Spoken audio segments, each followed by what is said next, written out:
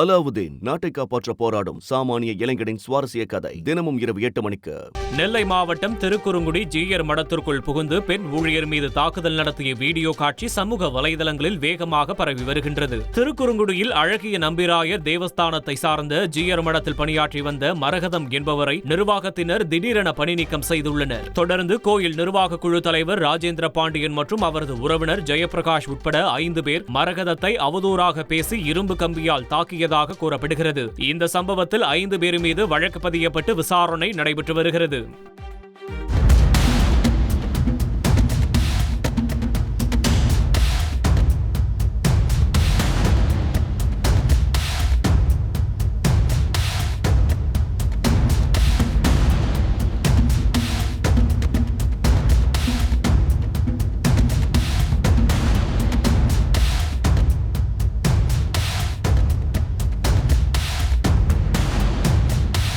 அலாவுதீன் நாட்டை காப்பாற்ற போராடும் சாமானிய இளைஞனின் சுவாரஸ்ய கதை தினமும் இரவு 8 மணிக்கு.